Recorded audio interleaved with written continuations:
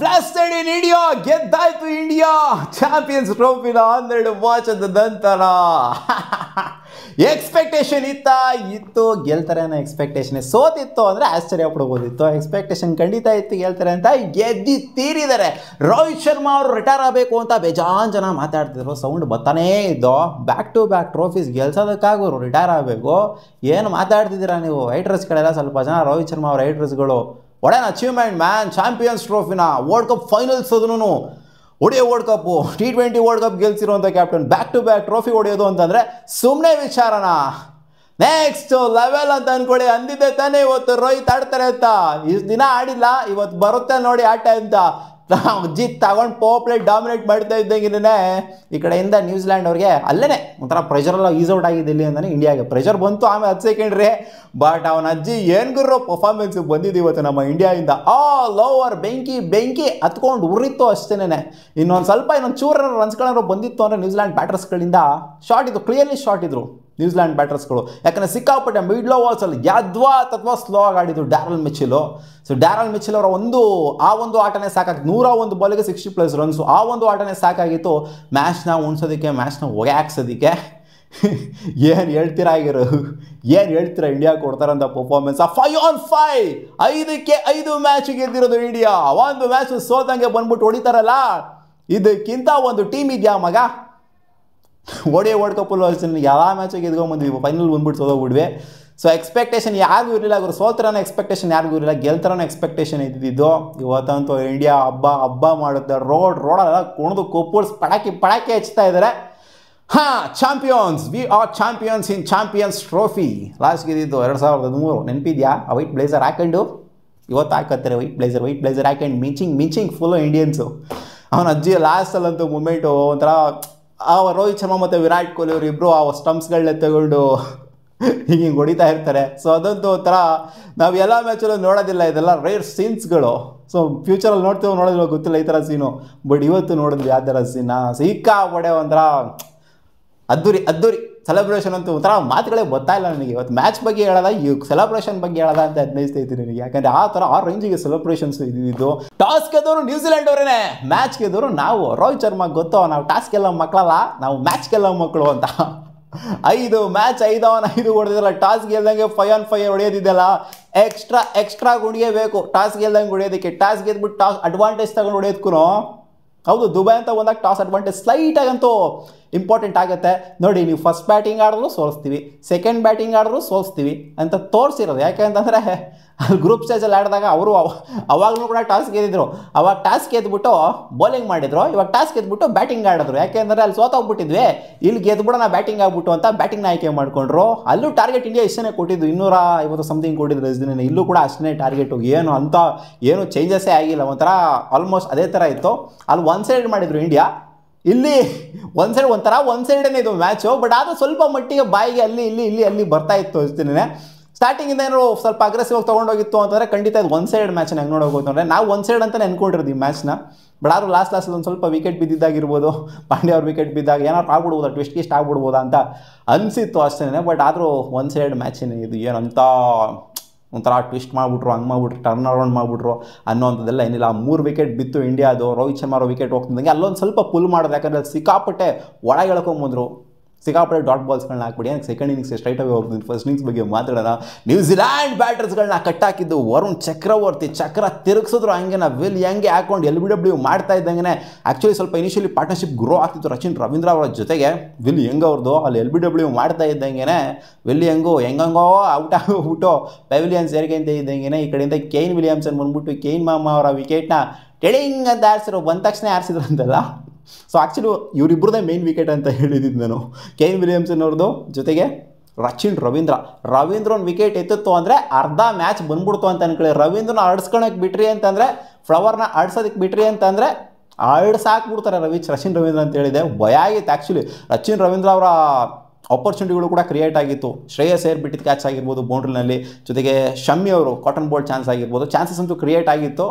ಲೈಫ್ಗಳಂತೂ ಸಿಕ್ಕಿತ್ತು ರಚಿನ್ ರವೀಂದ್ರಗೆ, ಅದನ್ನು ಯೂಸ್ ಮಾಡ್ಕೊಂಡಿಲ್ಲ ಅಷ್ಟೇ. ಇವತ್ತು ಆ್ಯಕ್ಚುಲಿ ಕ್ಯಾಚ್ಗಳನ್ನ ಬೇಜಾನ್ ಡ್ರಾಪ್ ಮಾಡಿದ್ದಾರೆ, ನಮ್ಮ ಕಡೆಯೂ ಡ್ರಾಪ್ ಮಾಡಿದ್ದಾರೆ, ಅವ್ರ ಕಡೆಯೂ ಡ್ರಾಪ್ ಮಾಡಿದ್ದಾರೆ. ನಾವೇ ಅಷ್ಟು 3-4 ಕ್ಯಾಚ್ ಬಿಟ್ಟಿದ್ದೀವಿ, ಅವರು ಒಂದು 2 ಕ್ಯಾಚ್ನ ಬಿಟ್ಟಿದ್ದಾರೆ. ಅದು ಕ್ರೂಷಿಯಲ್ ಟೈಮಲ್ಲೇ ಕ್ಯಾಚ್ಗಳನ್ನ ಬಿಟ್ಟಿದ್ದಾರೆ. ಬೇಜಾನ್ ಕ್ಯಾಚ್ ಡ್ರಾಪ್ಗಳು ನೋಡಿದ್ವಿ. ಫೀಲ್ಡಿಂಗ್ ಅಂತೂ 2 ಟೀಮಿಂದ ಅಂಥ ಹೆವಿ ಫೀಲ್ಡಿಂಗ್ ಮಾಡಿದ್ರೆ ಅಂತ ಹೇಳೋಕ್ಕಾಗಲ್ಲ. ಅದ್ರಲ್ಲಿ ನಮ್ಮ ಇಂಡಿಯಾನು ಅಂಥ ಹೆವಿ ಫೀಲ್ಡಿಂಗ್ ಮಾಡ್ಬಿಟ್ರು ಅಂತಲೂ ಕೂಡ ಹೇಳೋದಕ್ಕಾಗೋದಿಲ್ಲ. ಕಂಪೇರ್ಡಲ್ಲಿ ಅವರೇ ಸ್ವಲ್ಪ ಫೀಲ್ಡಿಂಗಲ್ಲಿ ಬೆಟರ್ ಆಗಿದ್ದು. ಗ್ಲೆನ್ ಫಿಲಿಪ್ ಹಿಡಿದಿದ್ದು ಕ್ಯಾಚ್, ಎಂಥ ಕ್ಯಾಚು ಮಗ ಅದು. ರಚಿನ್ ರವೀಂದ್ರ ಇವತ್ತು ಅಡ್ಕಣಕ್ಕೆ ಬಿಡಲಿಲ್ಲ. ಬೋಲ್ಡ್ ಕುಲ್ದೀಪ್ ಯಾದವ್ ಬರ್ತಿದ್ದು ಮೊದಲನೇ ಬಾಲೇ ವಿಕೆಟ್ ಇದ್ದಿದ್ದು ಇವತ್ತು. ಕುಲ್ದೀಪ್ ಯಾದವ್ ಏನಕ್ಕೆ ಚಾಂಪಿಯನ್ಸ್ ಟ್ರೋಫಿಲಿ ಇಂಪ್ಯಾಕ್ಟ್ ಚೆನ್ನಾಗಿ ಮಾಡ್ತಾರೆ ಕುಲ್ದೀಪ್ ಯಾದವ್ ಅಂತ ಮತ್ತೆ ಪ್ರೂವ್ ಮಾಡಿದ್ರು ರಚಿನ್ ರವೀಂದ್ರ. ಇವತ್ತು ಕುಲ್ದೀಪ್ ಯಾದವ್ ಒಂಥರ ಮ್ಯಾನ್ ಆಫ್ ದ ಮ್ಯಾಚ್ ಇವತ್ತು ಯಾರಿಗೆ ಕೊಡಬೇಕು ಅಂತ ಗೊತ್ತಾಗ್ತಿಲ್ಲ. ರೋಹಿತ್ ಶರ್ಮಾಗೆ ಕೊಡಬೇಕು, ಯಾಕಂದರೆ 70+ ರನ್ಸ್ನ ಹೊಡಿದ್ರು. ಬಟ್ ಆದರೂ ಕುಲ್ದೀಪ್ ಯಾದವ್, ರಚಿನ್ ರವೀಂದ್ರ ಅವ್ರು ವಿಕೆಟ್ ಎತ್ತಿದ್ದು ಮೊದಲನೇ ಬಾಲೇ ಬೋಲ್ಡ್ ಮಾಡ್ತಾ ಇದ್ದಂಗೆ ದೊಲ್ಲು ಖುಷಿ ಆಗೋಗ್ಬಿಟ್ಟೆ ಇವ್ರು. ನಾನಂತೂ ಅಲ್ಲಿ ಬಂದೇ ಬಿಡ್ತಾವೆ, ಮ್ಯಾಚ್ ಗೆದ್ದೇ ಬಿಟ್ವಿ ಅನ್ನೋ ಖುಷಿ ಆಗೋಗ್ಬಿಡ್ತಾರೆ ನನಗೆ.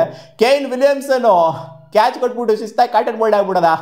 Back to back wickets. Kane ಮಾಮೋನು ಗಾನು, ಅವರು ಗಾನು, ಕುಲ್ದೀಪ್ ಯಾದವ್ ದೇಹದ ಖುಷು. 2 ಕ್ರೂಷಿಯಲ್ ವಿಕೆಟ್ನ ತೆಗೆದಂಥ ಭೂಪ ಇವತ್ತು ನಮ್ಮ ಕುಲ್ದೀಪ್ ಯಾದವ್. ಟಾಮ್ ಲಾಥಮ್ ಕೂಡ ಬರ್ತಿದ್ದಂಗೆ LBW ಆಗಿ ಹೋಗ್ತಾ ಇದ್ದಂಗೆ 5 ವಿಕೆಟ್ ಡೌನ್ ಆಗಿತ್ತು. ಅಲ್ಲಿಂದ ಬಿಲ್ಡ್ ಆದಂಥ ಪಾರ್ಟ್ನರ್ಶಿಪ್ಪು ಗ್ಲೆನ್ ಫಿಲಿಪ್ ಒಂದು ರೇಂಜಿಗೆ ಕಚ್ಕೊಂಡಿದ್ರು. ಈ ಕಡೆ ಸಿಕ್ಕಾಪಡೆ ಸ್ಲೋ ಆಗಿ ಆಡ್ತಾ ಇದ್ರು ಅವರು. ಡ್ಯಾರಲ್ ಮಿಚೆಲ್ ಏನು ಆಡಿದ್ರು ಅಂತ ಅವ್ರಿಗೆ ಅರ್ಥ ಆಗಬೇಕು. ನಾನು ಎಕ್ಸ್ಪೆಕ್ಟ್ ಮಾಡಲ್ಲ ಡ್ಯಾರಲ್ ಮಿಚೆಲು ಅದು ಇಷ್ಟೊಂದು ಸ್ಲೋ, ಈ ಪಾರ್ಟಿ ಸ್ಲೋ ಆಗಿ ಆಡ್ತಾ ಇದ್ದು. ವಿಕೆಟ್ಸ್ ಬಿದ್ದಿತ್ತು ಗೊತ್ತು, ಬಟ್ ಡ್ಯಾರಲ್ ಮಿಚೆಲ್ ಅವ್ರು ಆಟ ಆಡಿಲ್ಲ ಇವತ್ತು.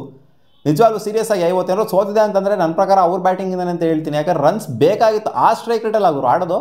ಎಷ್ಟು ಸ್ಟ್ರೈಕ್ ರೇಟ್ ಅವ್ರದ್ದು ನೋಡ್ತೀನಿ. Strike rate Darryl Mitchell 62 strike rate. ಅದು 100 ಬಾಲ್ ಆಡ್ಬಿಟ್ಟು ಆಲ್ಮೋಸ್ಟ್ ಎಷ್ಟು 40% ಆಫ್ ದ ಬಾಲ್ ಆಡ್ಬಿಟ್ಟು ನೀನು 100 ಸ್ಟ್ರೈಕ್ ರೇಟ್ ಅಂತ ಅಂದರೆ 100 ಸ್ಟ್ರೈಕ್ ರೇಟ್ ಅಲ್ಲ 60 ಸ್ಟ್ರೈಕ್ ರೇಟ್ ಅಂತಂದರೆ ಇನ್ನೂ ಬೇಕಾಗಿತ್ತು. ಇನ್ನೊಂದು 30 run clearly 30-40 run clearly start 300 ಹೊಡಿಬೋದಾಗಿತ್ತು. ಪ್ರಯತ್ನ ಪಟ್ಟಿತ್ತು ಅಂತ ಅಂದಿದ್ರೆ ಡ್ಯಾರಲ್ ಮಿಚೆಲ್ ಈ ಥರ ಕನ್ಸಾಲಿಡೇಷನ್ ಮಾಡ್ಕೊಂಡಂಗೆ ಆಡಿತ್ತು ಅಂತ ಅಂದಿದ್ರೆ ಗ್ಲೆನ್ ಫಿಲಿಪ್ ಬಂದ್ಬಿಟ್ಟು ಒಂದು ಸ್ವಲ್ಪ ಆಡಿದ್ರೆ ಆ ಕಡೆಯಿಂದ ವರುಣ್ ಚಕ್ರವರ್ತಿ ಅವರು ಬೋಲ್ಡ್ ಎತ್ತಿತಾ ಇದ್ದಂಗೆನೇ ಈ ಕಡೆಯಿಂದ 46ನೇ ಓವರ್ಗೂ ಕೂಡ ಮೇಂಟೈನ್ ಮಾಡಿದರು ಈ ಕಡೆ ಡ್ಯಾರಲ್ ಮಿಚೆಲ್ ಅವರು. ಅಲ್ಲಿ ಅಗ್ರೆಸಿವ್ ಆಗಿ ಪುಲ್ ಮಾಡೋದಕ್ಕೆ ಅಂತ ಹೋದ್ರು. 2 4ನ ಹೊಡ್ರು ಶಮ್ಮಿ ಅವರಿಗೆ. ಶಮ್ಮಿನೇ ಇವತ್ತು ಕಾಸ್ಟ್ಲಿ ಆಗಿರೋದು. 70+ ರನ್ಸ್ನ ಓಡಿಸ್ಕೊಂಡಿದ್ದಾರೆ. ಹಾರ್ದಿಕ್ ಪಾಂಡ್ಯ 3 ಓವರ್ಗೆ 20+ ರನ್ಸ್ನ ಓಡಿಸ್ಕೊಂಡಿದ್ದಾರೆ. ಸೊ ಇಬ್ಬರು ಪೇಸಸ್ ಕೂಡ ಕಾಸ್ಟ್ಲಿ ಆಗಿದ್ದಾರೆ.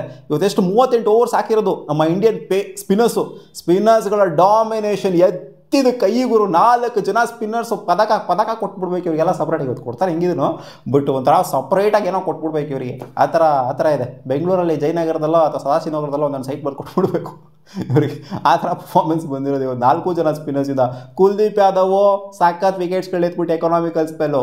ಈ ಕಡೆಯಿಂದ ವರುಣ್ ಚಕ್ರವರ್ತಿ ಎಕನಾಮಿಕಲ್ ಸ್ಪೆಲ್ಲು ಜೊತೆಗೆ 2 ವಿಕೆಟು. ಅಕ್ಷರ್ ಪಟೇಲು ಕೇಳಂಗಿಲ್ಲ ಎಕನಾಮಿಕಲ್ ಸ್ಪೆಲ್ಲು. ಜಡೇಜಾ ಕೇಳಂಗಿಲ್ಲ ಎಕನಾಮಿಕಲ್ ಸ್ಪೆಲ್ಲು. ಅದರಲ್ಲೂ ಒಂದು ವಿಕೆಟ್ ಬೇರೆ ಜಡೇಜಾ.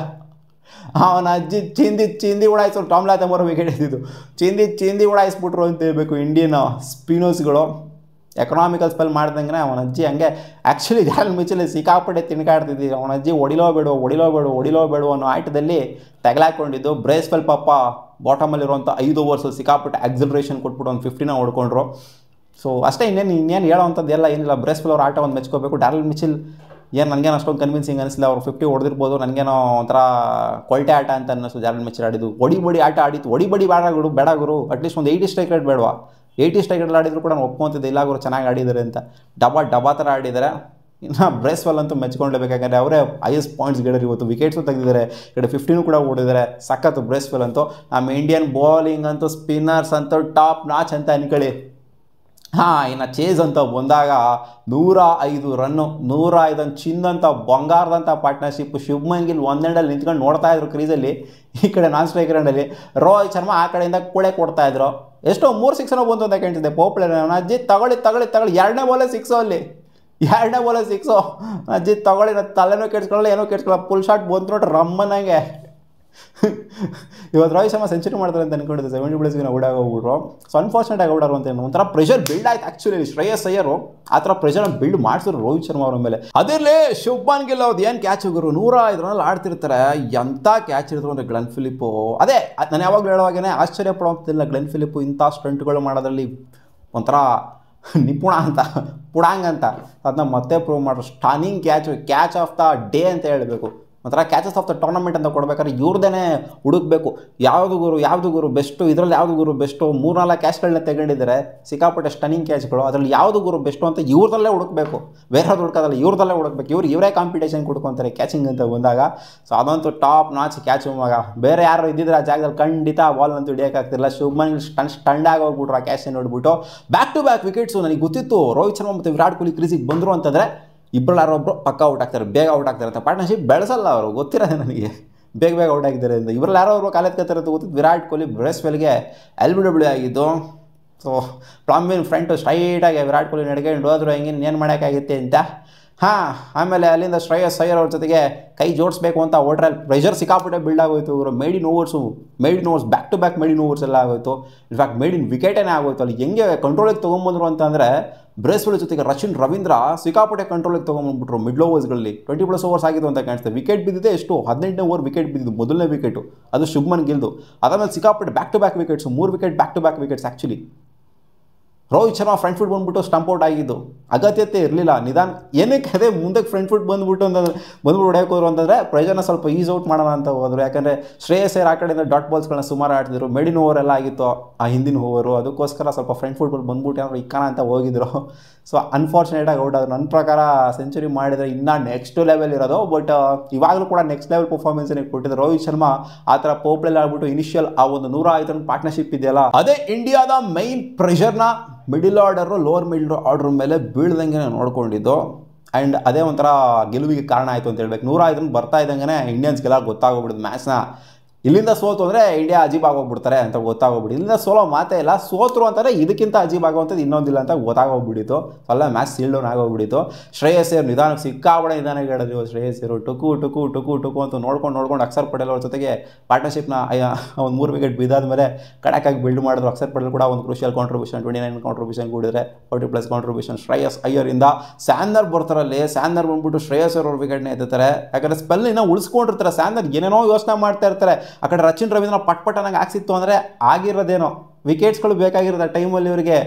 ಇವ್ರು ನೋಡ್ತು ಅಂದರೆ ಯಾರ್ಯಾರನ್ನ ತೊಗೊಂಬೋದು, ಗ್ಲೆನ್ ಫಿಲಿಪ್ನ ತೊಗೊಂಬರ್ತಾ ಇದ್ದಾರೆ, ಆಮೇಲೆ ಆರೋಕ್ ಅವ್ರನ್ನ ತೊಗೊಂಬರ್ತಾ ಇದ್ದಾರೆ. ನನಗೇನು ಅರ್ಥನೇ ಆಗಲಿಲ್ಲ. ಅಲ್ಲಿ ಸ್ಯಾನ್ನರೇ ಹಾಕಿರಬೇಕಾಗಿತ್ತು. ಸ್ಯಾನ್ನರ್ ಜೊತೆಗೆ ರಚಿನ್ ರವೀಂದ್ರ ಜೊತೆಗೆ ಬ್ರೇಸ್ವೆಲ್ ಈ 3 ಜನನೇ ಹಾಕಿರಬೇಕಾಗಿತ್ತು ಅಲ್ಲಿ ಬೌಲಿಂಗ್ನ. ಸೊ ರಚಿನ್ ರವೀಂದ್ರನ ಆಮೇಲೆ ಲೇಟಾಗಿ ತೊಗೊಂಬರೋಣ ಅಂತ ಇಟ್ಕೊಂಡಿದ್ರು. ಸೊ ಲೇಟಾಗಿ ತಂದು ಏನು ಯೂಸು, ವಿಕೆಟ್ಸೇ ಬೀಳ್ತಿಲ್ಲ ಅಂತಂದಾಗ ಅಲ್ಲಿ ಮಾಡಿದ ಮಿಸ್ಟೇಕು ಸ್ಯಾನ್ನರು. ಸೊ ಅಲ್ಲೇನಾದ್ರು ಅಂದರೆ ರೋಹಿತ್ ಶರ್ಮಾ ವಿಕೆಟ್ ಬಿತ್ತಲ್ಲ, ಸೊ ಆ ಟೈಮಲ್ಲೇ ಇನ್ನೂ ಬ್ಯಾಕ್ ಟು ಬ್ಯಾಕ್ ಹಂಗೇನಾದ್ರು ಆಟ ಸಿಕ್ತು ಅಂತಂದಿದ್ರೆ ರಚಿನ್ ರವೀಂದ್ರ ಇನ್ನು 2 ಓವರೇನೋ ಇತ್ತು, ಪಟ ನಂಗೆ ಹಾಕ್ಸಿತ್ತು ಅಂತಂದರೆ ಇನ್ನೂ ವಿಕೆಟ್ ಬಿದ್ದಿರ್ಬೋದಾಗಿತ್ತು. ನನಗೆ ಏನೋ ಓಡಲ್ಲಿ ಇಟ್ಕೊಂಡಿದ್ರು ಲಾಸ್ಟ್ವರೆಗೂ ಹಾಕ್ಸೋಣ ಅಂತ. ಲಾಸ್ಟಲ್ಲಿ ಮಠ ಹತ್ತಿದ್ರಲ್ಲ, ಇನ್ನೇನು ಒಟ್ಟಲ್ಲಿ ಬಿಡೋವರೆಗೂ ಬಂದಿತ್ತು. ಏನೋ ಅಂಥ ಬಿಡ್ದೇನವರೆಗೂ ಏನು ಬಂದಿರಲಿಲ್ಲ. ಬಟ್ ಆದರೂ ಏನೋ ಒಂದು ರೇಂಜಿಗೆ ಏನು ಲಾಸ್ಟ್ವರೆಗೂ ನೋಡೋ ಥರ ಇತ್ತು ಮ್ಯಾಚು. ಒಟ್ನಲ್ಲಿ ಗೊತ್ತಿತ್ತು ಇಂಡಿಯಾ ಅಂತೂ ಖಂಡಿತ ಗೆಲ್ತಾರೆ ಮ್ಯಾಚ್ನ ಅಂತ. ಅದಲ್ಲ ಪಾಂಡ್ಯ ಬೇರೆ ಟ್ವಿಸ್ಟ್ ಕೊಟ್ಬಿಡೋದು ಔಟ್ ಆಗಿಬಿಟ್ಟು ಲಾಸ್ಟಲ್ಲಿ. ಅಲ್ಲಿ ನಾನೇನೋ ಮುಸ್ಕೊಂಡು ಕೊಡ್ತಾರೆ ಅಂತ ಅನ್ಕೊಂಡಿದ್ರು. ಲಾಸ್ಟ್ ಚಾಂಪಿಯನ್ಸ್ ಟ್ರೋಫಿಲಿ ಜಡೇಜಾಗೆ ಬೈಕೊಂಡು ಹೋಗಿದ್ರು, ರನ್ಔಟ್ ಮಾಡಿಬಿಟ್ರು ಅಂತ. ಈ ಚಾಂಪಿಯನ್ಸ್ ಟ್ರೋಫಿಲಿ ಫಿನಿಶ್ ಮಾಡ್ಕೊಂಡು ಕೊಡ್ತಾರೆ ಅಂತ ಅನ್ಕೊಂಡ್ರೆ ಔಟ್ ಆಗಿಬಿಡೋದು ಅಲ್ಲಿ ಜೇಮಿಸನ್ಗೆ. ಆ ಜೇಮಿಸನ್ಗೆ ಬಿಟ್ಟಿದ್ದು ಕ್ಯಾಚ್ ಎಂಥ ಸಿಟ್ರ್ ಕ್ಯಾಚ್ ಬರೋ. ಜೇಮಿಸನ್ ನೆನಪಿಗೆ ಬಂತು ಶ್ರೇಯಸ್ ಅಯ್ಯರ್ದು ಸಿಟ್ರ್ ಕ್ಯಾಚ್. ಬಿಡಿ ಶ್ರೇಯಸ್ಸನ್ನು ಅಲ್ಲಿಂದ ಜಾಸ್ತಿ ನೋಡೋಕೆ ಹೋಗಿಲ್ಲ. ಇನ್ನೇನು ಹೇಳ್ತೀರಾ, ಹಾರ್ದಿಕ್ ಪಾಂಡ್ಯ ಔಟ್ ಆಗ್ತಿದ್ದಂಗೆ ಈ ಕಡೆ ಜಡೇಜಾ ಜೊತೆಗೆ ನಮ್ಮ KL ರಾಹುಲ್ ಕನ್ನಡಿಗನೇ ಮುಗಿಸ್ಬೇಕಾಗಿತ್ತು ಅಲ್ಲಿ ಮ್ಯಾಚ್ನ. ಲಾಸ್ಟ್ ಫಿನಿಶಿಂಗ್ ಟಚ್ ಕೊಟ್ಟಿದ್ದು, ಫಿನಿಶಿಂಗ್ ಶಾಟ್ ಹೊಡೆದಿದ್ದು ಜಡೇಜಾನೇ ಆಗಿರ್ಬೋದು. ಅಲ್ಲಿ KL ರಾಹುಲ್ ಪಾತ್ರ 30+ ಏನು ಹೊಡೆದಿದ್ದಾರೆ ಅವರ ಪಾತ್ರನೂ ಕೂಡ ಅಲ್ಲಿ ಸಿಕ್ಕಾಪಟ್ಟೆ ಕ್ರೂಷಿಯಲ್ ಆಗಿದೆ. ನಿಂತ್ಕೊಂಡು ಆಡೋವಂಥದ್ದು ಆಗಿರಬೇಕಾಗಿತ್ತು ಆ ಒಂದು ಟೈಮಲ್ಲಿ, ನಿಂತ್ಕೊಂಡು ಆಡಿದ್ರು. ಸೊ ಫಿನಿಶಿನ ಬೇಗ ಮಾಡಿರ್ಬೋದಾಗಿತ್ತು ನನ್ನ ಪ್ರಕಾರ ನೋಡ್ತು ಅಂತಂದರೆ. ಸ್ವಲ್ಪ ಎಳೆದಾಡಿದ್ರು ಅಷ್ಟೇ. ಇವತ್ತು ಅವನ ಅಜ್ಜೆ India champions 2025 champions trophy. Comment ಸೆಕ್ಷನಲ್ಲಿ ಹಾಕಿ ನಿಮಗೆ ಏನು ಅನ್ನಿಸ್ತು ಇವತ್ತಿನ ಮ್ಯಾಚು ಇಂಡಿಯಾ ಚಾಂಪಿಯನ್ಸ್ ಆಗಿದ್ದು ಅಂತ. ಸಿಗೋಣ ಮುಂದಿನ ವಿಡಿಯೋದಲ್ಲಿ.